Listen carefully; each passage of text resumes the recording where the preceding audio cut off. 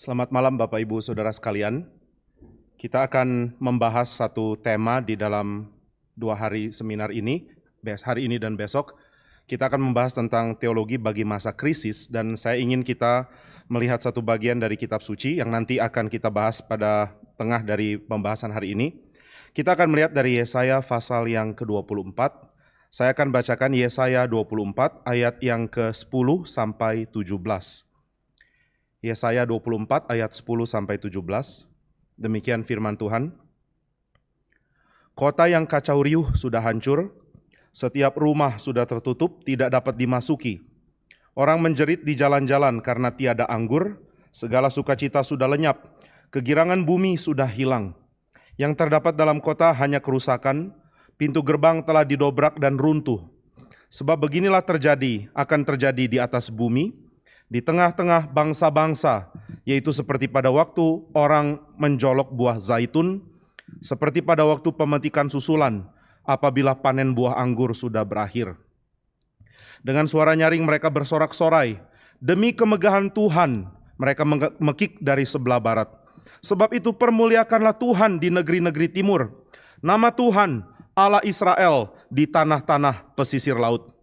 Dari ujung bumi kami dengar nyanyian pujian, hormat bagi yang maha adil. Tetapi aku berkata, kurus merana aku, celakalah aku. Sebab para penggarong menggarong, ya terus menerus mereka melakukan penggarongannya. Mari kita berdoa saudara sekalian. Tuhan, kami mohon anugerah Tuhan supaya kami boleh terus dicelikkan akan kebenaran firman, sehingga apa yang kami jalani dalam hidup boleh kami lihat dengan cara yang benar, dan apa yang Tuhan ingin kami pahami boleh kami pahami karena anugerah Tuhan yang memberikan firman-Mu dalam hati kami. Berkenan berbicara kepada kami Tuhan, karena kami tidak punya harapan apapun selain kepada Tuhan yang mau berbicara dan menuntun kami. Itulah sebabnya kami terus berdoa dan merindukan supaya Tuhan yang memberi firman, sebab kami tidak mungkin hidup karena perkataan dari ajaran dari manusia. Kami tidak mungkin hidup karena dari spekulasi yang dikeluarkan oleh pikiran manusia saja. Kami hanya mungkin hidup ketika Tuhan menyatakan firman kepada kami. Berkati hamba-Mu, tolong dia untuk mengucapkan kata-kata yang tepat demi Tuhan, supaya kebenaran Tuhan dan kemuliaan nama Tuhan boleh kami dengar melalui apa yang dibagikan. Terima kasih Bapa di surga, dalam nama Tuhan Yesus kami berdoa. Amin. Saudara, kita akan membahas mengenai teologi bagi masa krisis, dan kita akan melihat dari pembahasan di hari pertama ini mengenai bagaimana kita seharusnya berteologi, mengapa itu penting, dan bagaimana berteologi membuat kita menyadari keadaan krisis.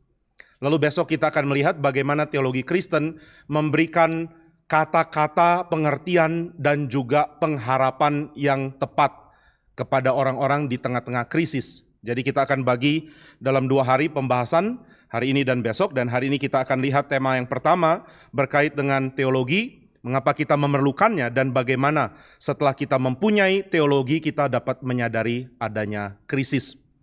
Saudara sekalian, kita perlu berteologi, sesuatu yang tidak mungkin kita hindari. Entah saudara memahami teologi sebagai sesuatu yang penting, atau saudara mengatakan teologi tidak penting. Tetapi faktanya adalah kita tetap berteologi. Kita berteologi, entah itu teologi yang bisa dipertanggungjawabkan sesuai dengan pengertian kitab suci, atau kita berteologi dengan cara yang justru merusak pengertian yang harusnya bisa didapat dari kitab suci. Nah, ketika orang mengatakan, saya tidak perlu teologi, saya mau langsung mendapatkannya dari firman Tuhan. Sebenarnya itu pun adalah teologi. Teologi yang mengatakan bahwa pendapat pertama yang dia dapat dari membaca kitab suci adalah yang benar. Tapi saudara, seorang teolog perjanjian baru dari Westminster bernama Vern Poythress mengingatkan bahwa pembacaan seperti itu adalah sesuatu yang paling sering menghasilkan ajaran salah. Karena kita baca, kita dapat kesan pertama yang kurang direfleksikan dengan baik, lalu kita jadikan kesan pertama itu jadi pengertian firman yang kita bagikan atau kita pahami. Itu akan seringkali salah. Pembacaan yang naif, kata Vern Poythress, adalah pembacaan yang tidak pakai refleksi yang dalam, yang teliti, yang hati-hati untuk membaca kitab suci, dan itu akan mengarahkan, pembacaan naif itu akan mengarahkan kita untuk memahami kitab suci secara salah. Saudara dan saya sangat perlu teologi. Kita perlu belajar berteologi dengan benar. Kenapa perlu berteologi? Karena teologi akan membantu kita, menolong kita melihat realita dari cara Tuhan. Saudara bisa melihat seluruh realita dengan benar karena saudara melihatnya dari cara Tuhan. Dan tentu kita hanya mungkin memahami cara Tuhan melalui firman Tuhan, melalui Alkitab. Karena kita tidak mungkin bisa menafsirkan segala sesuatu yang adalah ciptaan Tuhan dengan insting kita sendiri. Kita akan cenderung masuk ke dalam pemikiran yang penuh dengan kejahatan dan akhirnya membentuk berhala, kalau Calvin katakan. Saudara dan saya melihat alam ciptaan Tuhan dan kita menyembah berhala justru. Alam ciptaan Tuhan tidak menggerakkan kita untuk mengenal Tuhan, tapi justru alam ciptaan Tuhan ini kita tafsirkan dengan salah, sehingga kita justru dibawa kepada kesesatan. Dan Calvin mengatakan yang salah bukan alam ciptaan Tuhan, yang salah adalah hati kita yang merupakan pabrik berhala. Dan kita punya pabrik yang produktif sekali, menghasilkan berhala senantiasa.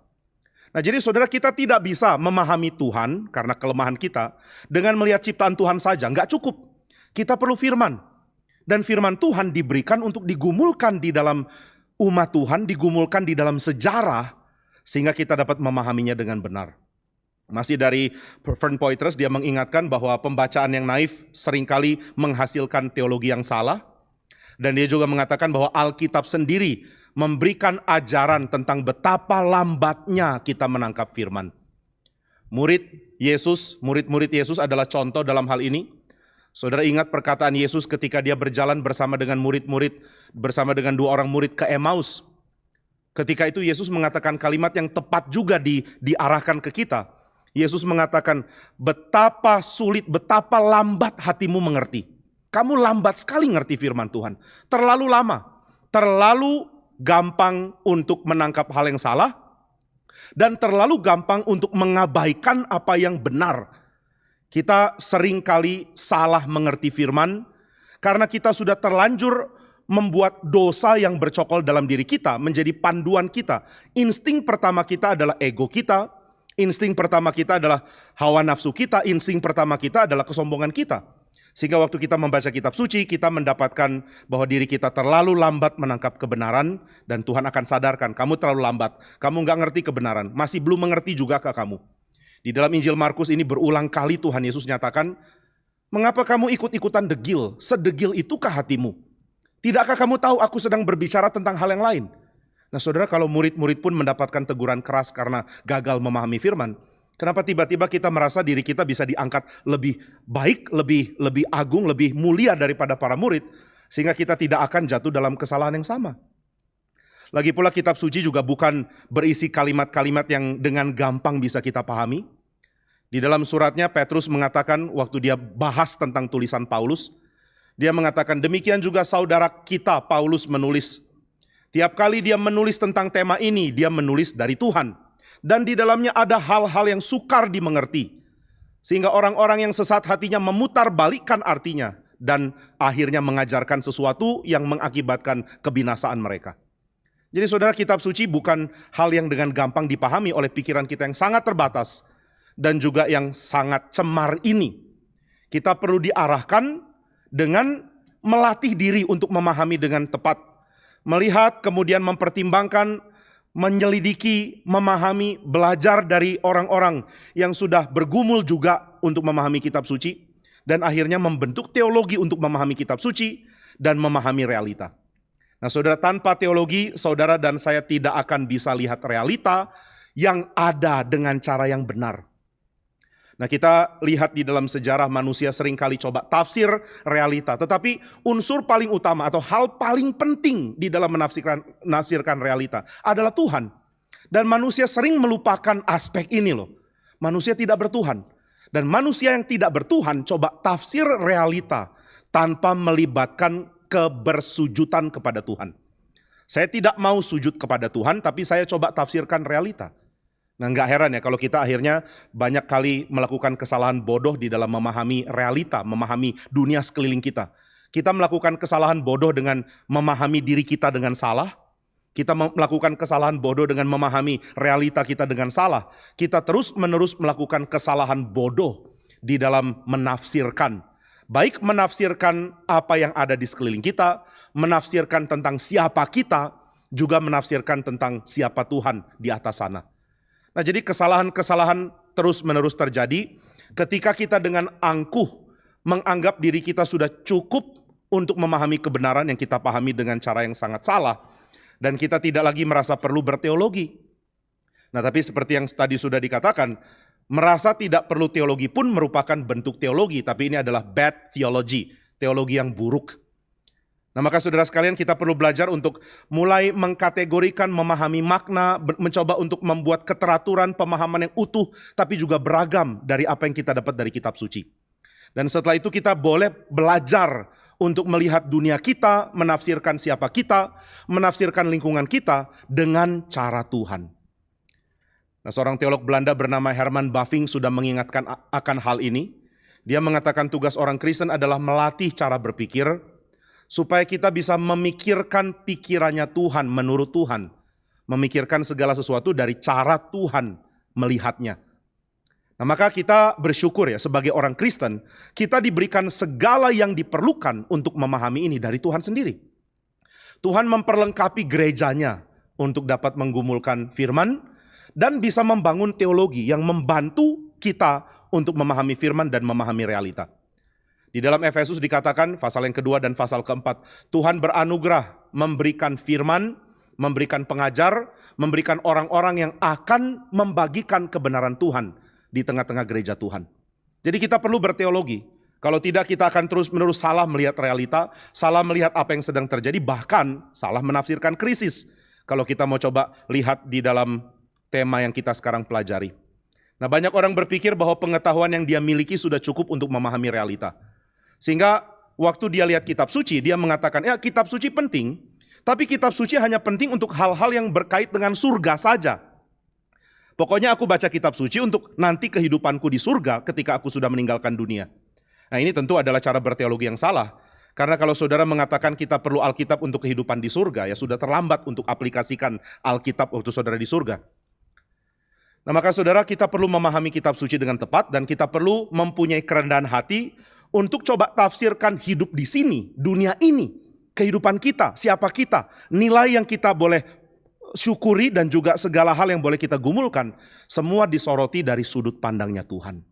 Maka kita perlu teologi. Saudara perlu berteologi dan saya juga perlu berteologi. Dan kita tidak bisa bangun teologi kita sendiri. Kita tetap harus menerima dari pengajar-pengajar yang Tuhan sudah berikan di sepanjang sejarah gereja. Saudara tidak akan menemukan kebenaran itu muncul dalam hati saudara sendiri, tiba-tiba muncul suara yang mengatakan inilah firman. Enggak. Di dalam 2 Petrus pasal yang pertama sudah dikatakan hal ini di ayat 20 dan 21. Tidak pernah nubuat itu diberikan secara individu dari dalam, secara terpisah dari dalam. Enggak muncul begitu. Firman Tuhan diberikan kepada orang-orang, plural. Ini dikatakan oleh 2 Petrus. Diberikan kepada orang-orang yang berbicara atas nama Allah.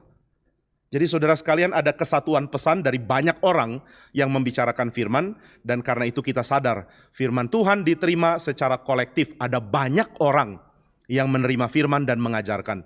Kitab suci tidak ditulis oleh satu orang. Demikian juga pemahaman dari kitab suci digumulkan oleh gereja Tuhan bersama-sama dengan para pengajar, plural. Dan itu sebabnya kita boleh bersyukur kalau Tuhan memberkati dengan limpahnya gereja Tuhan untuk memahami kebenaran. Paulus pernah mengatakan, ada Apolos, ada saya, ada Kefas, ada banyak orang. Itu semua milik kamu, tapi kamu milik Allah. Kamu milik Kristus dan Kristus milik Allah. Semua milik kamu untuk kamu mengenal Tuhan dan mengenal firman-Nya. Mari belajar mempunyai cara pikir yang benar tentang realita melalui teologi yang membantu kita melihat segala sesuatu dari sudut pandang firman Tuhan. Karena kalau tidak kita akan melakukan kesalahan bodoh seperti saya katakan tadi. Saudara, ada seorang profesor matematik yang ateis di Cambridge. Kemudian dia ada konferensi bersama dengan para profesor dari ilmu pengetahuan, dari sains, ilmu pengetahuan alam ya. Lalu dia duduk satu meja dengan seorang namanya John Lennox. John Lennox adalah seorang profesor di dalam bidang sains, tapi dia juga teolog. Lalu mereka duduk, kemudian profesor ateis ini tanya, kalau nggak salah kamu ini teolog juga ya? John Lennox mengatakan, iya saya juga adalah seorang yang belajar teologi. Lalu orang ini mengatakan, kalian semua orang Kristen bodoh. Tuhan itu nggak ada. Pokoknya Tuhan nggak ada. Lalu John Lennox tanya, kenapa kamu mengatakan demikian? Lalu dia bilang, karena kita sebagai ilmuwan hanya percaya materi dan energi. Yang di luar materi dan energi nggak ada. Pokoknya cuma materi dan energi, dan dua hal ini bisa kita selidiki, bisa kita pelajari. Yang di luar itu nggak ada. Lalu John Lennox tidak memperpanjang diskusi, dia cuma ambil menu dan mengatakan, silakan pilih makanan, ini makan malam bersama toh. Lalu orang ateis itu ambil menu kemudian mengatakan, saya mau pilih menu ini aja, bebek panggang. Lalu John Lennox bilang, nggak ada bebek panggang di situ. Orang itu kaget, loh ada kok, ini coba lihat tuh, bebek panggang. Lalu John Lennox mengatakan, kamu bilang yang ada cuma materi dan energi. Maka yang saya lihat di atas menu itu hanya tinta di atas kertas, saya nggak lihat bebek panggang di situ. Kenapa kamu berpikir ada bebek panggang? Orang itu mengatakan, ini ada tulisannya kok. Oh, jadi kamu mengakui ada realita lain kalau begitu. Nah saudara, banyak hal bodoh ya yang disimpulkan oleh manusia karena mereka memahami realita berdasarkan satu sudut pandang yang meskipun penting tetapi tidak akan pernah cukup untuk memahami kebenaran dari sudut pandang Tuhan. Itu sebabnya Tuhan menyatakan firman-Nya. Lalu ada orang-orang yang akan mengatakan, kalau saya sih tahu teologi itu penting, tapi ya nggak penting-penting amat. Karena toh itu cuma pikiran manusia. Teologi pikiran manusia.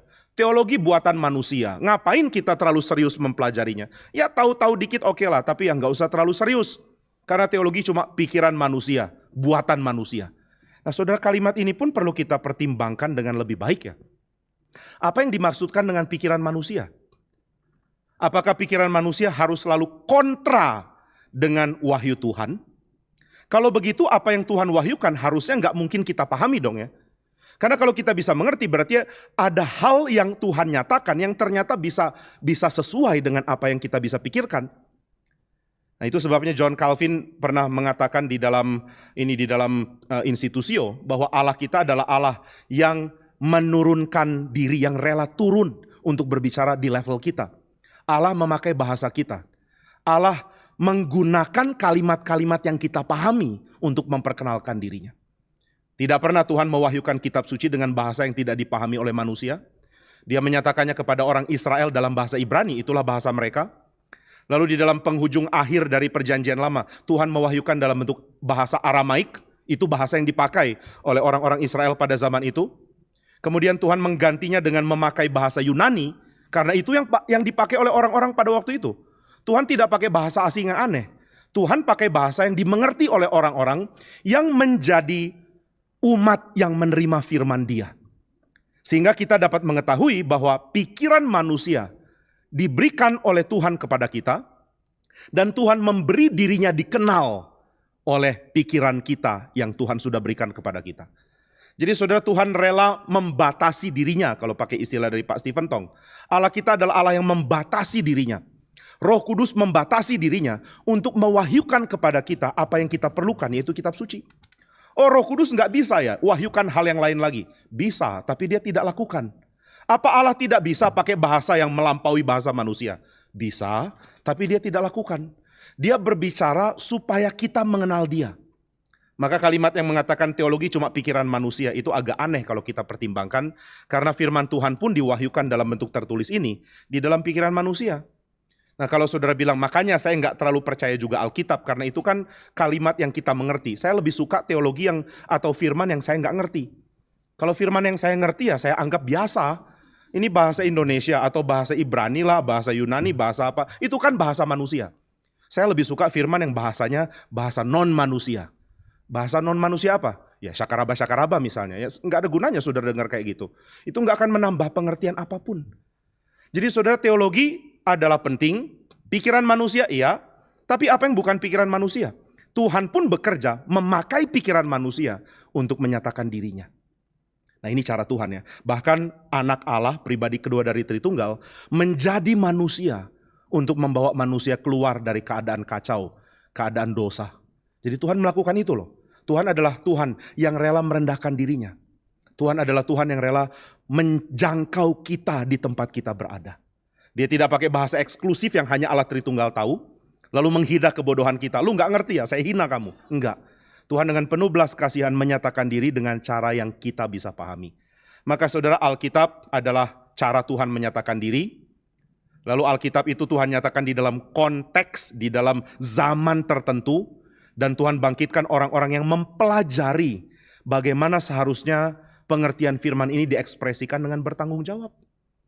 Dengan cara yang bisa dipahami, dengan cara yang bisa diuji, dengan cara yang bisa dibuktikan kebenarannya. Bahwa apa yang kita kemukakan adalah hal yang konsisten dengan Alkitab. Kita perlu teologi. Nah, maka teologi akan menolong kita untuk melihat realita, dan realita yang kita mau selidiki adalah krisis. Saudara, banyak kali kita salah mengerti apa itu krisis, karena kita bahkan tidak tahu apa yang seharusnya terjadi. Manusia tidak tahu harusnya bagaimana jadi manusia. Lalu manusia mempunyai sense, kita ini sudah jauh dari apa yang seharusnya. Nah saudara, tentu ya Tuhan masih mengizinkan kita mempunyai sense tentang apa itu menjadi manusia. Dan kita tahu apa yang sedang menegasi, meniadakan kemanusiaan. Kita tahu apa yang membuat manusia menjadi manusia dan apa yang merendahkan kemanusiaan. Tapi pengetahuan kita begitu terbatas.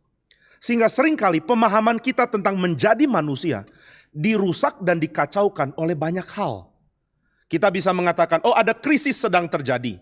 Tetapi kita tidak sadar bahwa sebelumnya, sebelum kita masuk dalam keadaan yang kita tafsirkan sebagai krisis, kita pun sudah sedang berada dalam keadaan krisis. Kita sudah krisis tanpa kita tahu kita krisis.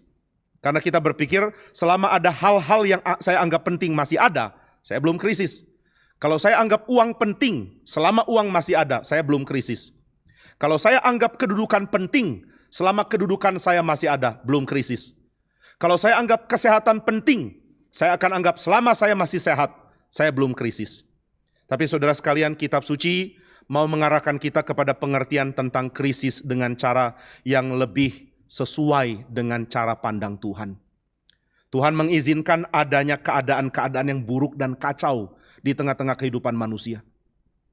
Lalu kita mulai bergumul tentang makna menjadi manusia. Saudara, ini sesuatu yang sangat mengherankan. Kita mulai berpikir tentang apa itu menjadi manusia. Ketika kita merasa hal-hal yang harusnya manusia dapatkan, ternyata tidak manusia dapatkan. Kita mulai menyadari krisis ketika apa yang biasa kita miliki pelan-pelan hilang.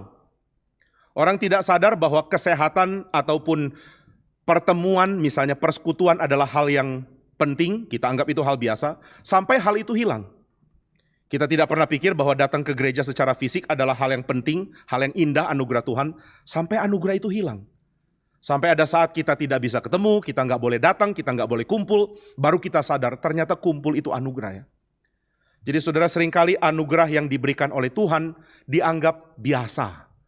Saya biasa hidup dengan menikmati anugerah ini, jadi saya tidak rasa ada krisis sampai anugerah itu Tuhan tarik. Baru saya mulai pikir, oh ada krisis di sini. Nah jadi manusia mulai menafsirkan tentang apa itu krisis dengan cara yang tidak imbang. Karena banyak hal yang penting, utama di dalam melihat dunia ini yang tidak dimiliki oleh manusia. Karena mereka tidak bertuhan. Waktu manusia tidak menyadari ada Allah yang mencipta dan menopang dan membawa seluruh ciptaan kepada tujuannya Dia, maka kita akan tafsirkan hidup secara terpecah, secara parsial. Dan kesempitan kita menafsirkan akhirnya membuat kita menafsirkan bahagia dan krisis dengan cara yang sempit juga. Kita tidak tahu apa itu sulit, apa itu bahagia, apa itu senang, apa itu limpah, apa itu kurang. Karena kita cuma punya sudut pandang yang sangat sempit. Nah demikian juga yang dinyatakan di dalam Yesaya 24. Yesaya mengatakan, saya dengar kalimat-kalimat orang di sekeliling mengatakan, demi kemegahan Tuhan, permuliakanlah Tuhan, nama Tuhan Israel ditinggikan. Hormat bagi yang maha adil. Tapi Yesaya mengatakan, saya merana, saya celaka, karena kejahatan terus-menerus terjadi. Yesaya punya kepekaan lebih besar, lebih akurat daripada orang-orang yang memuji Tuhan ini. Karena mereka tidak sadar apa yang menyebabkan krisis. Mereka terlalu optimis bahwa Tuhan akan segera pulihkan keadaan. Optimisme yang dimiliki karena ketidakpekaan melihat dari sudut pandang Tuhan. Nah maka gereja Tuhan perlu bergumul untuk menyadari apa itu krisis.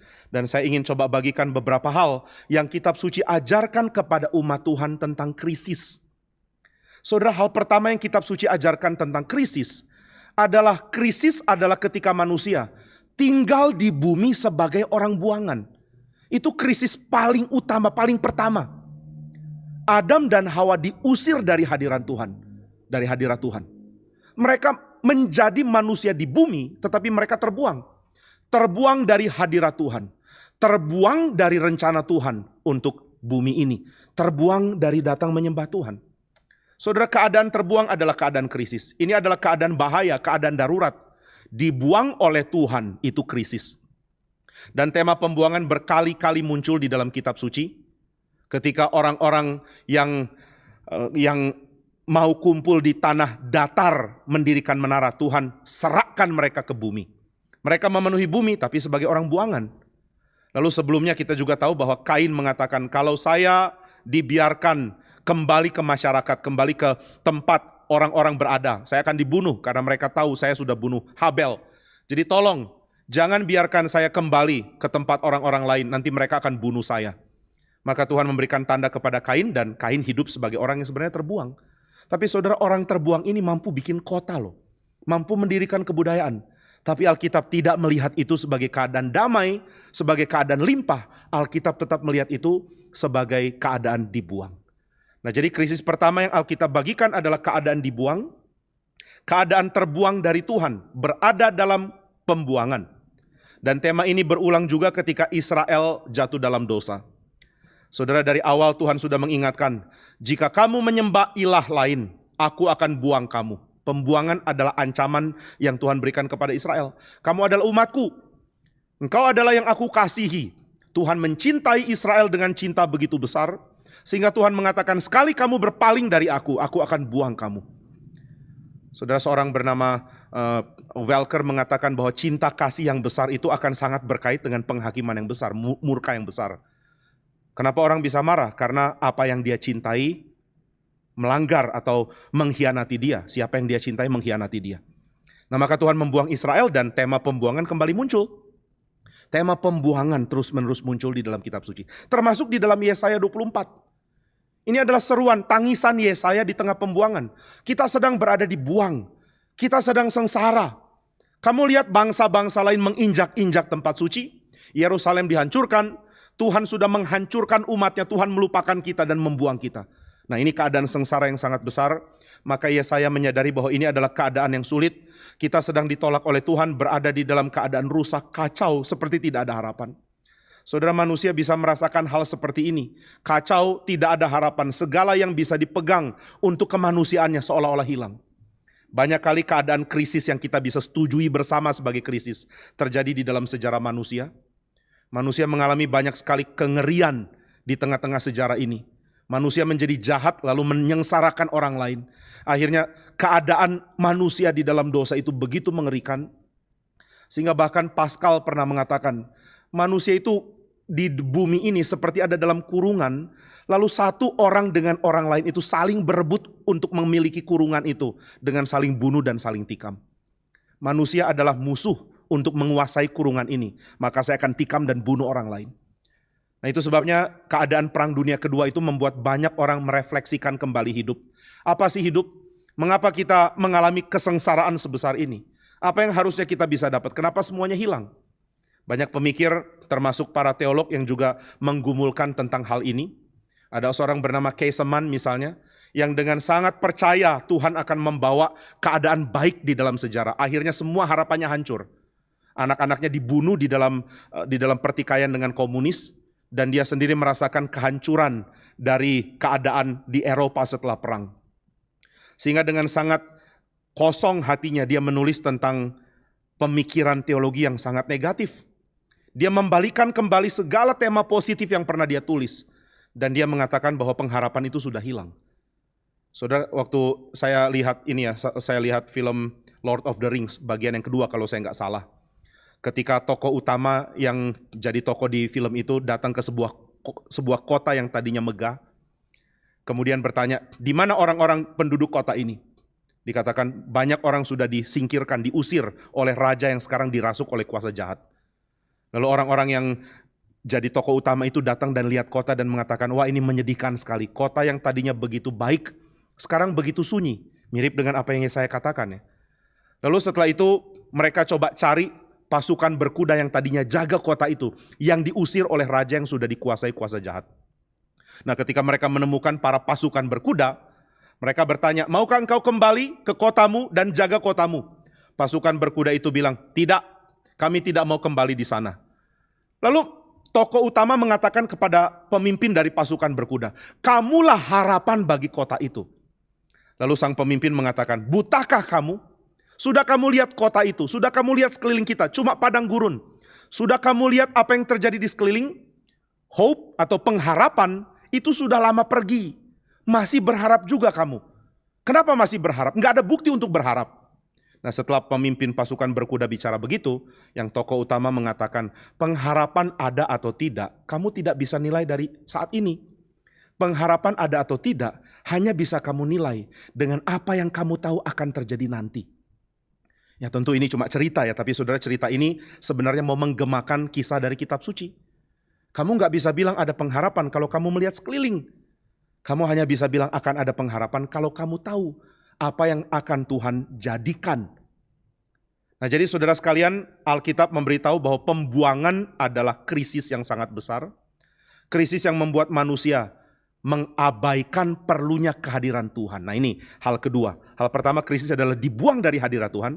Hal kedua adalah krisis adalah ketika manusia tidak merasa ada problem dengan dibuang. Oke, kami sudah dibuang, tapi nggak ada yang salah dengan ini kok. Tuhan seperti sudah meninggalkan, tapi ternyata kami nggak terlalu perlu Tuhan loh. Lihat, Tuhan nggak ada dan kami baik-baik saja.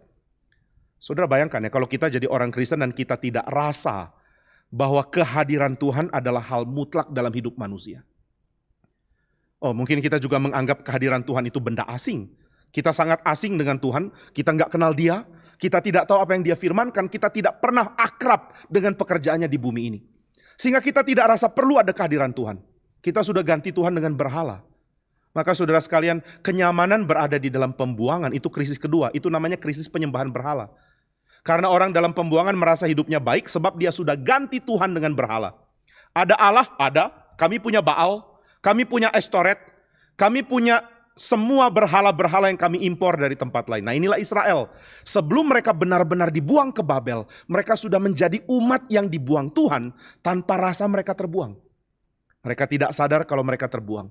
Saudara, Ahab adalah raja yang sudah terbuang tapi nggak rasa terbuang. Saya punya Baal kok. Sampai Elia datang dan menyembelih nabi-nabi Baal karena menunjukkan bahwa Tuhan adalah Allah yang sejati. Nah, setelah Elia tunjukkan Allah yang sejati, kitab Raja-Raja menggambarkan di Raja-Raja 1 bagian akhir bahwa Ahab berubah. Dia tidak lagi menyembah Baal, dia menyembah Tuhan sekarang. Tapi saudara, dia menyembah Tuhan dengan cara yang ngawur. Dia memanggil nabi-nabi palsu, lalu dia suruh nabi-nabi palsu itu melayani Tuhan, tapi bukan Tuhan yang sejati. Ini Tuhan yang dipahami dengan cara yang salah. Maka ketika Yosafat Raja Yehuda datang kepada Ahab dan mengatakan, mari kita berperang bersama, menyerang musuh kita bersama. Kudamu dan kudaku, orangmu dan orangku, keretamu dan keretaku. Ahab mengatakan, oke, kita berperang. Yosafat bilang, tunggu, kita cari nasihat Tuhan. Ahab mengumpulkan nabi-nabi yang katanya nabi Tuhan. Tapi kalimatnya sangat asing karena tidak mengatakan apa yang Tuhan mau. Tapi Ahab nggak ngerti, oh ini nabi Tuhan kok. Yosafat yang ngerti, ini bukan nabi Tuhan. Coba panggil nabi Tuhan yang sejati. Ahab bilang ada satu yang beda namanya Mika. Tapi dia menyebalkan. Tiap ngomong langsung bilang celaka, aniaya, maka saya penjarakan dia. Yosafat bilang jangan gitu Tuhan. Ayo keluarkan dia, tanya nasihatnya. Dan saudara pernah baca kisah ini kan. Mika dikeluarkan dari penjara, kemudian Mika mengatakan, Tuhan pergilah berperang, selamat engkau akan menang. Ahab bingung, kok kali ini positif?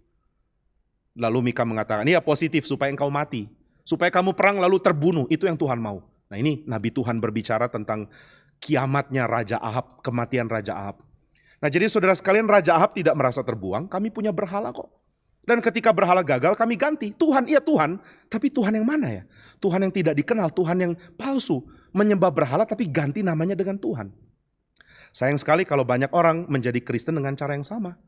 Kami menjadi Kristen tetapi kami tidak pernah kenal Tuhan kami. Sehingga kami ganti dia dengan berhala. Oh saudara nggak sadar kalau saudara dan saya pernah menyembah berhala. Kita tidak sadar tentang hal itu. Kita tidak tahu kalau dewa kita sebenarnya adalah berhala. Karena kita singkirkan Tuhan. Dan kita tidak rasa ada yang salah dengan tiadanya Tuhan dalam hidup. Saudara, satu orang namanya James Smith pernah mengatakan kalimat yang lucu ya. Dia mengatakan kalau Paulus ada di zaman ini, di zaman modern ini di abad 21. Lalu kita ajak dia jalan-jalan ke mall. Maka Paulus akan lihat-lihat mall, lihat-lihat iklan, lihat-lihat cara manusia memperlakukan barang dagangan, cara manusia mengejar kemewahan dan juga perhiasan dan lain-lain. Nah, dia akan kembali dan berkhotbah. Dia mengatakan, saudara-saudara orang Jakarta, aku sudah lihat mall-mallmu dan aku menyimpulkan kalian adalah orang yang sangat beragama, gitu ya. Nah, mungkin kita heran, loh, mall kok beragama? James Smith mengatakan, mall itu adalah sembahan kita kok. Kita menyembah tren mungkin, kita menyembah kemewahan, kita menyembah apa yang akan membuat orang berdecak kagum kepada apa yang kita miliki. Jadi kita sudah mengganti Allah yang sejati dengan berhala. Dan itu sebabnya kita merasa aman dan nyaman seolah-olah kita bebas dari krisis apapun. Selama masih ada berhala kita tentunya. Nanti berhala kita diambil baru kita merasa, aduh saya sudah kehilangan. Saya akan sangat sedih, saya sulit hidup seperti ini. Saya sedang krisis. Nah maka saudara, ada krisis yang kita tidak sadari, yaitu krisis ketika Tuhan tidak ada. Alkitab juga menceritakan tentang krisis yang ketiga, hal ketiga yang juga ditafsirkan sebagai krisis oleh kitab suci, yaitu krisis ketika kejahatan manusia merajalela. Ketika kekejaman orang yang menjadi pemimpin muncul dengan tentaranya menghancurkan orang lain. Penindasan, siksa, rampok, kejahatan. Ini fakta yang terjadi di dunia kita dan banyak orang menderita karenanya. Krisis karena pemimpin yang kejam, krisis karena perang, krisis karena ego dari orang-orang yang jadi pemimpin, krisis karena nafsu gila dari diktator yang ingin menguasai. Oh, kita berada dalam krisis, kita ketakutan, kita khawatir. Segala hal yang stabil menjadi hancur, segala hal yang kita harapkan hilang. Saudara, ketika ada dalam keadaan perang, segala hal yang tadinya kita pikir aman menjadi hilang, segala hal yang kita pikir bisa kita jalani sehari-hari menjadi hancur semua. Ada seorang tentara ditanya, kenapa kamu pergi berperang di perang dunia? Dia mengatakan, oh saya pergi berperang supaya rumahku tidak harus menghadapi monster yang saya hadapi di sini. Saya perang supaya daerahku aman. Saya berperang supaya kejahatan, monster yang saya hadapi waktu berperang tidak menghancurkan rumah saya. Sebab begitu monster itu sampai ke rumah saya, semua hal yang kami nikmati tiap hari hilang. Saudara, manusia tahu sekali cara membuat orang lain sengsara. Kita melihat sejarah dan mengetahui cara manusia untuk menyiksakah, cara manusia untuk membunuh, melakukan kejahatan, melakukan tipu, melakukan aniaya begitu mengerikan. Sehingga kita sadar manusia bisa sangat jahat. Tetapi Tuhan menyatakan manusia jahat lalu menghancurkan yang lain. Menindas, menganiaya.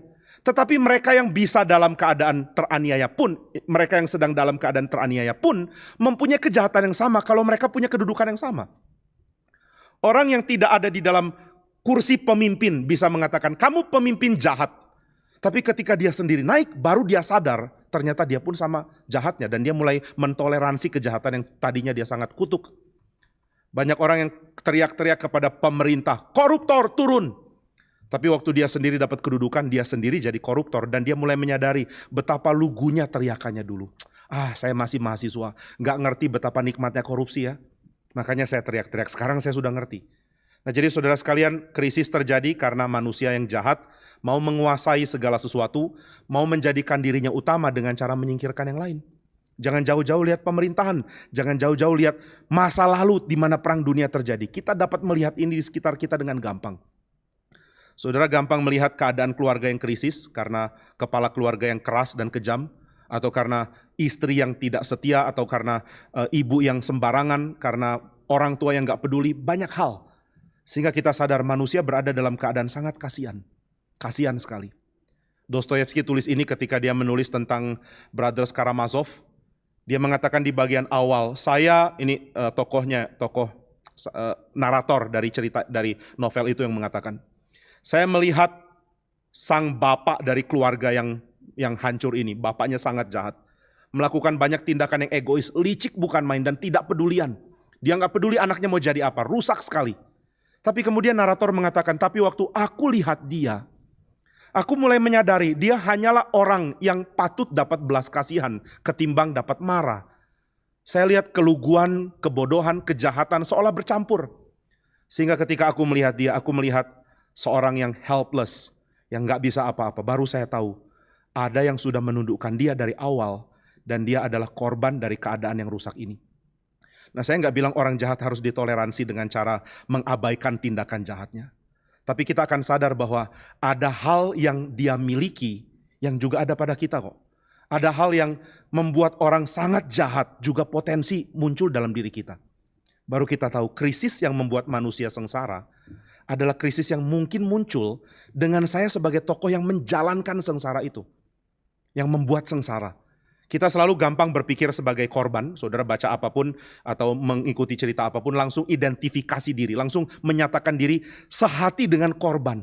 Oh, aku sama dengan kamu, aku mengerti pendapatmu kok, aku korban. Tapi kita nggak sadar bahwa kita punya potensi jahat seperti tokoh jahat yang kita lihat. Saudara kalau lihat cerita Saul mengejar Daud, kita sangat pikir kita mirip Daud. Waduh dikejar-kejar kasihan saya. Tapi mungkin saudara punya kuasa, saudara akan iri sama orang lain mirip Saul iri sama Daud. Kita mulai khawatir kalau ada orang lain yang mendapatkan kedudukan lebih baik dari kita di mata rakyat. Saya kan raja, kenapa ada orang lain lebih populer? Mulai muncul niat jahat. Mungkin kita nggak kejar-kejar orang yang kita cemburui itu seperti Saul. Tapi kejahatan itu ada kok. Krisis yang gak bisa dihindari. Manusia berada dalam keadaan sulit dan manusia sulit untuk keluar darinya.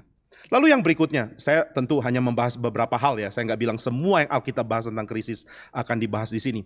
Hal yang berikutnya tentang krisis adalah ketika hal-hal paling dasar dari kebutuhan manusia pun hilang. Makan gak ada misalnya. Keamanan hilang. Pangan sulit. Sudah tanam tiba-tiba terjadi kering atau ada wabah.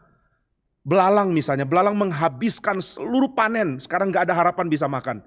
Saudara keadaan ini sangat mengerikan ketika terjadi wabah, ketika terjadi kelaparan, ketika terjadi kesulitan karena alam. Manusia baru sadar betapa rentan, lemah, dan betapa bergantungnya dia kepada faktor di luar dirinya. Orang paling sombong pun ketika sudah berada dalam keadaan sulit menerima makanan, akhirnya menjadi orang yang sangat lemah dan gak punya harapan apa-apa selain bergantung kepada bagi hal luar dari dirinya untuk support hidupnya. Waktu saya masih kecil saya pernah baca nggak terlalu kecil sih. Waktu saya masih SMP saya pernah baca buku anak-anak yang ditulis oleh orang Rusia. Sekarang saya lupa penulisnya siapa, bahkan judulnya pun saya lupa. Tapi intinya adalah ini cerita tentang pengepungan Jerman terhadap orang Rusia. Ada sebuah kota Rusia yang dikepung Jerman di setting Perang Dunia Kedua sebelum akhirnya Rusia bangkit dan kalahkan Jerman. Jerman sempat kepung sebuah kota dan anak ini yang dikisahkan dalam novel ini adalah tokoh utamanya. Dia mulai melihat kelaparan terjadi di kotanya, orang-orang dia kasihi menjadi sakit, orang tua dari temannya mati karena kelaparan. Sudah saya pikir ini cerita yang nggak cocok untuk anak-anak ya. Masa anak-anak dibukakan realita mengerikan begini. Tapi cara penulis itu menulis itu sangat indah, menggerakkan sekali dengan cara yang nggak sadis, tapi menunjukkan betapa sadisnya keadaan. Bukan gori gitu ya, bukan menunjukkan kengerian, tetapi menunjukkan fakta yang ya memang ngeri sih. Tapi bukan secara brutal menggambarkannya.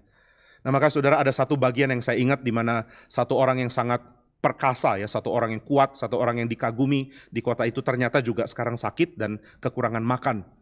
Dia mengatakan kalimat, dulu saya bergantung kepada kekuatan saya.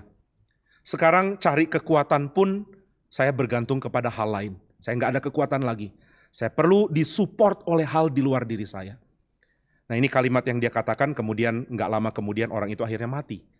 Nah maka saudara kengerian karena keadaan yang mensupport hidup manusia hilang. Membuat manusia sadar dia nggak ada apa-apanya. Krisis membuat kita berpikir ulang tentang kemandirian kita. Semandiri apa sih kita? Sehebat apa kita? Oh saya punya harta banyak kok untuk 7 turunan bisa. Ya sekali ada krisis ternyata harta kita jadi nggak berguna loh. Itu bisa terjadi. Kita pikir kita adalah orang yang paling stabil dan ternyata kestabilan itu bisa hilang hanya dalam hitungan hari mungkin. Baru kita mempertimbangkan kembali tentang tafsiran kita tentang menjadi manusia. Dari situ kita sadar bahwa keadaan krisis membuat kita harus berpikir ulang tentang hidup, tentang makna, tentang nilai, tentang tema memahami dunia, tentang siapa manusia, tentang siapa saya, tentang apa yang harus saya kejar. Baru saya sadar, saya terlalu gampang menyimpulkan hal-hal yang dulu saya anggap sebagai pengertian benar. Nah, jadi Alkitab menekankan bahwa manusia bisa berada dalam krisis ketika keadaan-keadaan yang sulit, keadaan-keadaan yang support hidup manusia pelan-pelan berkurang, akhirnya menjadi tiada sama sekali. Nah, saudara, ketika Israel dibuang, semua aspek itu ada. Mereka terbuang, sebagian dari mereka merasa nyaman di pembuangan karena mereka sudah sangat nyambung dengan kebudayaan Babel dan akhirnya merasa inilah rumah kami yang berikutnya. Sebagian lagi adalah orang-orang yang mendapatkan kengerian karena dihantam langsung oleh tentara Babel. Mengalami bagaimana tentara Babel dengan segala kekejamannya membantai orang-orang muda, laki-laki, bahkan perempuan juga, anak-anak, orang dewasa. Semua dibantai oleh Babel. Alkitab memberikan gambaran yang sangat mengerikan, darah di mana-mana. Kengerian karena Yerusalem runtuh itu begitu besar. Nah, saudara, maka sengsara yang dialami Israel di pembuangan begitu besar. Lalu di pembuangan apa yang mereka bisa lakukan?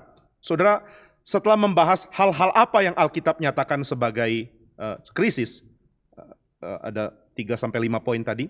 Sekarang saya akan membagikan bagaimana orang Kristen atau umat Tuhan berespons di dalam krisis. Apa yang harusnya kita lakukan? Bagaimana kita menghadapi krisis? Nah, saudara, hal yang pertama di dalam Yesaya 24 adalah Yesaya memikirkan ulang tentang teologi. Teologi direkonstruksi lagi supaya sesuai dengan firman. Dan saudara bisa lihat di dalam sejarah, teologi yang dikeluarkan oleh orang-orang yang berada dalam kesulitan adalah teologi yang sangat menggerakkan dan sangat mempengaruhi gereja. Nah, ini jadi bagian penting dalam kita orang Kristen mewarisi teologi. Kita sadar bahwa ada orang-orang yang menggambarkan pengenalan dia akan Tuhan di dalam waktu krisis. Dan penggambaran itu adalah penggambaran yang indah, membuat kita berpikir ulang tentang bagaimana kita mengenal Tuhan. Yesaya memikirkan ulang tentang doktrin penciptaan di sini. Yesaya merenungkan ulang tentang tangan Tuhan yang menyingkirkan kacau balau di Kejadian 1. Bumi belum berbentuk dan kosong, itu yang dikatakan ya, kacau balau dan kosong. Tetapi di dalam kitab Yesaya pasal 24, Yesaya merenungkan ulang apa sih artinya kacau balau dan kosong. Dan dia mulai merasa keadaan yang dialami Israel sekarang adalah mirip dengan keadaan kacau balau dan kosong. Ini merupakan keadaan yang mengerikan. Kalau saudara lihat kehidupan Yesaya belum mengalami pembuangan final. Tapi saudara, dia sudah mengalami hantaman perang berkali-kali. Dan kepekaan dia membuat dia melihat apa yang akan terjadi. Ada banyak tafsiran tentang hal ini. Ada yang mengatakan Yesaya melihat, kemudian menulis, lalu tulisannya itu disimpan, kemudian dikuburkan sampai nanti waktunya Israel dibuang, baru diangkat kembali dan dibacakan. Ada banyak tafsiran tentang bagaimana kitab Yesaya ini dipahami oleh orang Israel. Tapi intinya satu ya, Yesaya mempunyai kesadaran tentang kengerian pembuangan. Entah dia melihat itu dari penglihatannya kah, atau entah dia mengalaminya karena peperangan sudah mulai terjadi. Dia mulai menyadari kerusakan demi kerusakan mulai terjadi di tengah-tengah umat Tuhan. Dan Tuhan sedang menghukum, Tuhan sedang menghancurkan Israel. Apakah semua kehancuran dan kekacauan terjadi karena hukuman? Yesaya tidak mengatakan demikian. Ada orang-orang yang dibuang oleh Tuhan, yang ikut dibuang di tengah-tengah keadaan Israel dibuang. Padahal mereka adalah orang-orang benar. Orang benar ikut berada dalam keadaan penderitaan. Maka saudara, dua hal yang umumnya direnungkan kembali oleh para penulis Alkitab di dalam krisis. Yang pertama adalah mengenai penciptaan. Kenapa mengenai penciptaan ini direnungkan ulang? Karena sebelum ada krisis, orang dengan enteng mengatakan Allah adalah pencipta dan penopang ciptaan. Dia menopang semua. Tapi di dalam krisis kita harus memahami kalimat itu dengan pergumulan dan kemenangan dulu. Saudara akan bergumul dan mengatakan, benarkah Tuhan menopang? Karena doktrin penciptaan bagi orang Israel itu artinya mencipta dan menopang. Nggak bisa dipotong ya. Saudara, kita bukan deis dan orang Israel tentunya bukan deis. Dan para penulis perjanjian lama tentu bukan deis. Deis itu apa sih? Deis berarti saya percaya Allah mencipta, tapi setelah itu Tuhan serahkan ciptaan kepada semua hukum alam yang dia sudah atur. Dia nggak ikut-ikut lagi. Dia seperti pembuat jam, yang setelah bikin jam, jamnya gerak sendiri tanpa si pembuat jam harus gerakkan terus. Nah saudara, orang Israel bukan deis seperti itu. Juga kita bukan deis, juga penulis Alkitab bukan deis. Maka kita percaya bahwa Allah kita adalah Allah yang menciptakan seluruh ciptaan dan menopang seluruh ciptaan. Semua berjalan di dalam topangan tangan dari Allah yang murah, yang penuh belas kasihan dan juga yang maha kuasa. Nah maka di dalam krisis kita berpikir ulang tentang tema itu. Baik Yesaya di dalam pasal 24 atau Ayub misalnya, atau Mazmur-Mazmur yang penuh ratapan. Mereka mempertimbangkan ulang, bukan untuk membuang, tapi untuk coba memahami lebih baik doktrin penciptaan. Kenapa Tuhan yang mencipta seperti membiarkan ciptaannya kacau? Kenapa keadaan kacau muncul? Nah ini tema pertama yang dipikirkan ya. Jadi saudara, keadaan krisis menghasilkan teologi yang sangat indah. Karena bukan teologi omong kosong atau teologi yang kita sebut sebagai bumper sticker kalau orang barat bilang, yaitu teologi cuma slogan. Cuma teologi yang cocok untuk dijadikan quotes, pick quotes gitu ya. Ini pick quotes bagus sekali, kalimatnya menyentuh, tapi ya kalau cuma pick quotes tentu nggak ada kedalaman di dalamnya, kecuali kalau saudara mendapatkan seluruh renungannya. Nah maka saudara sekalian, doktrin penciptaan kembali dipikirkan, dan Yesaya melakukan itu dengan cara yang indah. Dia membahas tentang bumi berkali-kali, bumi jadi tandus, bumi berkabung, bumi cemar, kota menjadi hancur, kota menjadi kacau, kota menjadi senyap, kegirangan bumi sudah hilang. Semua tema penciptaan sekarang dipikirkan ulang, lalu coba diklopkan dengan realita. Loh, saya sekarang coba baca realita ini loh, dengan teologi penciptaan yang saya miliki. Di mana tempatnya ya? Apakah saya harus buang teologi saya? Jawabannya sangat jelas, tidak. Apakah teologi saya salah? Tidak. Lalu bagaimana saya pahami di dalam keadaan ini? Nah ini yang membuat orang bergumul kembali. Dan sebenarnya teologi adalah, yaitu tadi ya, pelatihan atau yang membantu kita untuk menyoroti segala sesuatu dari sudut pandang Tuhan. Kita sendiri cenderung mempunyai keadaan stabil untuk membentuk teologi sesegera mungkin. Ini pemahaman saya, selesai, baku, langsung dipeti eskan gitu ya, dijadikan baku, disegel dan gak boleh dirubah. Tapi saudara, teologi yang benar adalah teologi yang senantiasa membuat kita menggumulkan tema-tema dalam firman Tuhan, sehingga mendapatkan pengertian yang lebih limpah, bukan dibuang. Orang sinis akan menyingkirkan teologinya. Begitu masuk ke dalam kesulitan langsung bilang, gak ada Tuhan. Tuhan bukan pencipta, saya gak percaya lagi kekristenan. Itu orang sinis. Saudara, para peratap di dalam kitab suci itu bukan orang sinis. Mereka adalah orang yang bergumul dan meratap kepada Tuhan. Mereka memanjatkan lament. Mereka bukan berkeluh kesah, bukan bersungut-sungut. Orang sinis akan bersungut-sungut. Seperti inikah Tuhan? Benarkah Tuhan Allah yang sejati? Kenapa ini terjadi? Mari buang dia. Tapi saudara, para tokoh Alkitab ini bukan orang-orang seperti itu. Mereka gumulkan kembali doktrin penciptaan. Allah menopang, iya. Maukah kamu buang itu sekarang? Enggak. Allah hadir di tengah umatnya? Iya. Allah mencintai umatnya? Iya. Kenapa kami dibuang? Ya saya mau tanya juga. Tapi saya nggak akan buang teologi itu. Saudara, Ayub tidak membuang teologinya waktu dia bertanya kepada Tuhan tentang keadaannya. Akankah Allah menghakimi orang benar dan membiarkan orang benar masuk ke dalam hukuman? Dibuat sengsara, dibuat menderita. Nah jawabannya adalah Allah tidak akan melakukan penghukumannya. Maka Ayub tanya, saya lagi dihukum atau enggak? Dia enggak singkirkan teologi dia tentang Allah. Dia memiliki sudut pandang yang akhirnya lebih fresh, lebih intim, lebih indah tentang Allah. Dia enggak batalkan teologi dia, tapi sekarang dia pahami dari sudut pandang yang hidup. Teologi dan hidup menjadi satu. Di dalam bukunya, Jürgen Moltmann pernah mengatakan kalimat yang penting. Dia mengatakan teologi membuat orang Kristen sadar mereka sudah kehilangan identitas dan relevansi. Mereka sudah kehilangan identitas dan kenyambungan dengan dunia. Kenapa bisa hilang identitas? Kenapa nggak nyambung lagi sama dunia? Jawabannya adalah karena gereja terlalu nyaman dengan kestabilannya. Stabil berteologi, stabil seolah-olah segala sesuatu bisa dikotakkan dengan gampang. Kamu tahu kan artinya teologi ini? Ya, gampang, ngertinya begini, pokoknya kalimatnya begini, selesai. Akhirnya kita tidak mengalami keadaan yang hidup dari pengertian teologi kita loh. Bukan teologi yang salah ya. Saya sudah katakan tadi dan saya akan ulangi lagi. Ya saya tidak buang teologi penciptaan. Ya saya tidak buang doktrin yang dia sudah pahami. Doktrinnya tetap sama kok. Tapi cara dia men-treat, cara dia memperlakukan, cara dia menjelaskan, cara dia membuat teologi itu menjadi relevan. Itu yang baru di dalam keadaan sulit ini. Maka itu hal yang pertama, doktrin penciptaan atau teologi penciptaan digumulkan oleh Yesaya. Kemudian hal yang kedua yang digumulkan oleh Yesaya adalah seruan kelegaan. Doktrin atau teologi yang menyatakan kemuliaan Allah. Ini teologi yang menyatakan kemuliaan Allah ya. Bukan teologi kemuliaan versi abad pertengahan atau abad Katolik pada waktu zaman reformasi, bukan.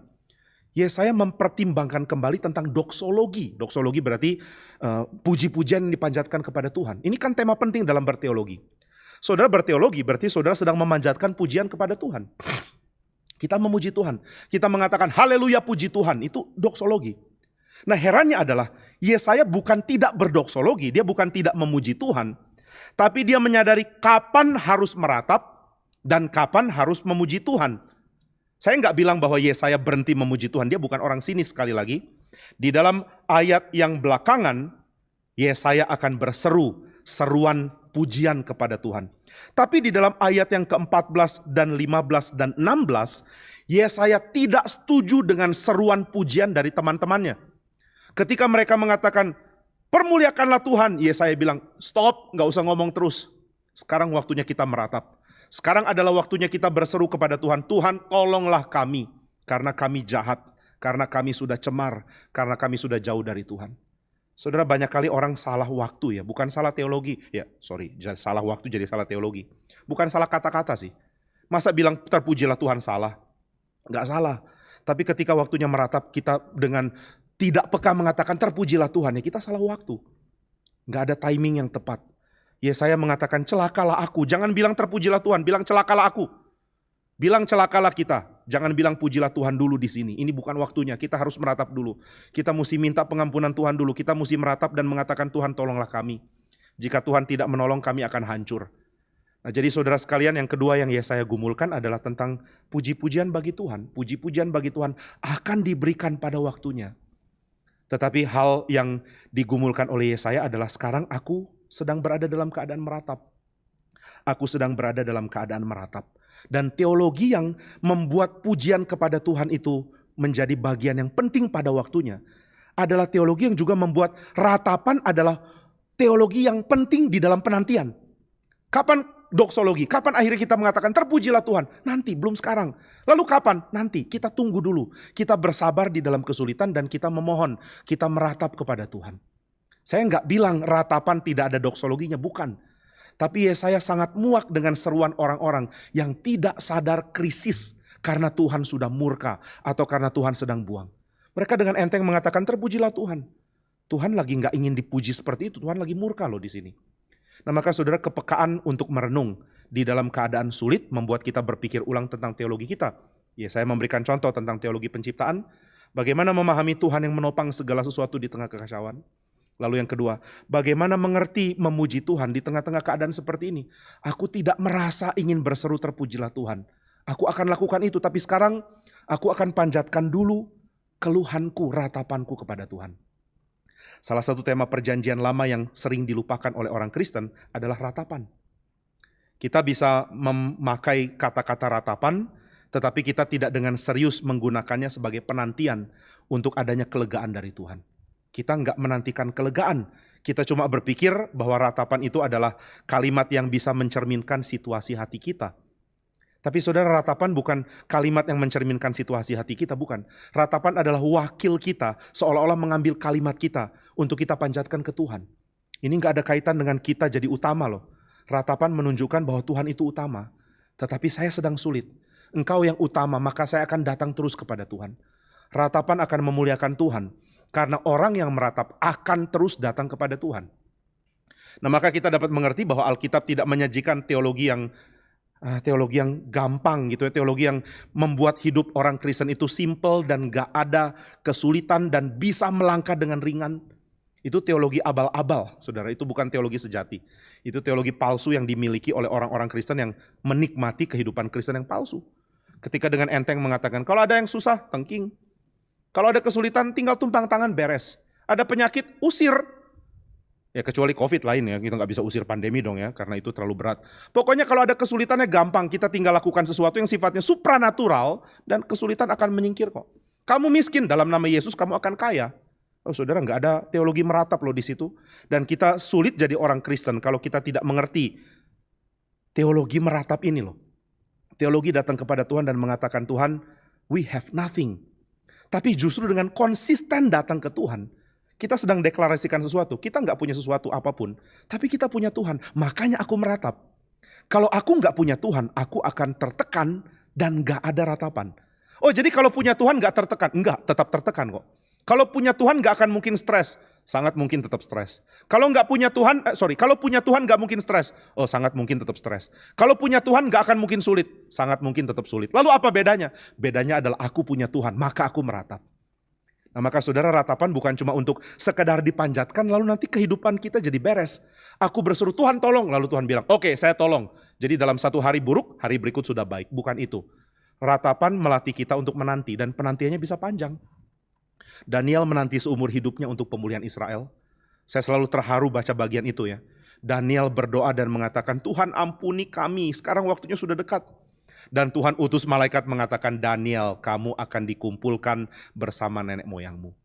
Kalimat itu menakutkan ya saudara. Itu bukan berarti Daniel, oh selamat ya kamu masuk surga. Bukan. Itu berarti Daniel, kamu tidak berbagian waktu Israel dipulihkan. Menyedihkan. Sangat menyedihkan. Nah Daniel menanti, tapi dia seperti nggak dapat jawaban. Jawabannya adalah Daniel, Tuhan akan pulihkan Israel, tapi nanti kamu lihat dulu pemulihannya, dan setelah itu kamu akan dikumpulkan bersama dengan nenek moyangmu. Kamu akan Tuhan panggil pulang, kamu akan mati. Nah jadi Daniel menanti seumur hidup, dan pada penghujung hidupnya dia mendapatkan penglihatan yang menunjukkan pemulihan Tuhan, tapi dia belum berbagian di dalamnya. Penantian itu penting. Jeremy Bagby mengatakan kekristenan sangat akrab dengan musik karena kekristenan adalah agama menanti. Kita punya teologi menanti yang kuat, makanya kita akrab dengan musik. Loh apa kaitannya ya? Musik akan mengisi ruang kosong waktu kita menanti, ruang pendengaran tentunya ya. Dan musik akan bergerak terus, musik menemani kita menanti sambil gerak terus. Mengharapkan akhir zaman, mengharapkan eskatologi, mengharapkan janji Tuhan. Musik mengajak kita bergerak terus. Saudara nggak akan nyanyi lalu stuck di tengah kan? Saudara tidak akan nyanyi na na na na na. Nggak bisa. Musik harus move on terus. Musik harus konsisten di dalam ketukannya. Sehingga musik menemani kita menanti. Dan orang Kristen sangat akrab dengan musik karena orang Kristen adalah orang-orang yang mempunyai teologi menanti yang sangat kuat. Nah jadi Yesaya memanjatkan ratapannya dan dia menyadari ini adalah teologi yang penting. Teologi menanti janji Tuhan dengan cara datang terus kepada Tuhan. Datang terus kepada Tuhan. Nah ini dua hal yang kita bisa lihat di dalam Yesaya. Lalu kita sekarang, sekarang sudah nggak ada waktu ya, tapi besok kita akan lanjutkan dengan membahas lalu bagaimana teologi memberikan kelegaan di tengah-tengah krisis. Apakah ada kelegaan atau enggak sama sekali? Atau kita cuma menanti dan setelah itu selesai. Entah krisisnya berakhir atau kita mati. Apakah penantiannya penantian yang begitu saja? Atau ada harapan yang boleh kita miliki sekarang? Di tengah krisis adakah harapan? Dan apakah harapan itu berarti krisis segera berbalik menjadi baik? Atau ada hal lain yang Tuhan mau menjadi kelegaan kita? Nah ini yang akan kita pelajari besok. Bagaimana teologi dan pengharapan mengisi kehidupan orang Kristen di dalam krisis. Bukan dengan cara krisis berakhir. Ada cara lain. Nah ini yang akan kita pelajari besok jam 7 di channel yang sama. Saudara, pembahasan bagian pertama sampai sini. Dan besok kita akan lanjutkan di dalam pembahasan yang kedua mengenai tema ini, yaitu teologi bagi masa krisis. Bagaimana pengharapan dan juga berita sukacita dari Tuhan itu harus dinikmati di dalam krisis. Kiranya Tuhan memberikan kita teologi yang makin limpah, teologi yang makin sesuai dengan kitab suci, dan yang makin mampu memahami realita dari sudut pandang Tuhan. Tuhan memberkati kita, mari kita berdoa. Bapa di surga, di tengah keadaan sulit, kami bersyukur karena kami punya Tuhan. Tidak ada gunanya kami memiliki segala kenyamanan, kelengkapan, keutuhan, bahkan kelimpahan dalam bentuk apapun. Tapi kami tidak bertuhan. Tapi jika kami bertuhan, kami tahu kami boleh datang kepada Tuhan. Di dalam keadaan senang kami datang dan memuji Tuhan. Di dalam keadaan krisis kami datang dan boleh meratap kepada Tuhan. Latih kami untuk berteologi dengan benar. Sehingga segala pengharapan, kebenaran, dan juga janji yang Tuhan berikan dapat kami pahami dengan cara yang tepat, memberikan kepada kami kelimpahan di tengah-tengah keadaan apapun. Ajar kami untuk menikmati kehadiran Tuhan, dan ajar kami untuk menikmati kehadiran Tuhan melalui pengertian firman yang benar, sehingga kami tidak ditipu oleh si jahat yang menyamar seolah-olah dia mengganti kehadiran Tuhan dengan dirinya dan memberikan kenyamanan palsu. Tolong kami umat-Mu di tengah-tengah pandemi, di tengah krisis atau kesulitan apapun yang kami alami, yang sekarang sudah kami alami atau mungkin yang nanti akan kami alami lebih besar. Biar kami mempunyai teologi yang benar, sehingga pengharapan dan sukacita dari Tuhan boleh kami nikmati, dan kesempatan untuk datang dan meratap kepada Tuhan juga boleh kami nikmati sebagai umat-Mu. Terima kasih Bapa di surga, dalam nama Tuhan Yesus kami berdoa. Amin. Saudara jangan lupa besok di waktu yang sama jam 7 malam di channel ini kita akan mengikuti bagian kedua dari seminar ini. Dan saudara diberikan kesempatan memberikan persembahan melalui transfer, yaitu melalui rekening dan juga QR Code yang dimunculkan di layar saudara. Sampai di sini untuk bagian pertama, selamat malam, Tuhan memberkati.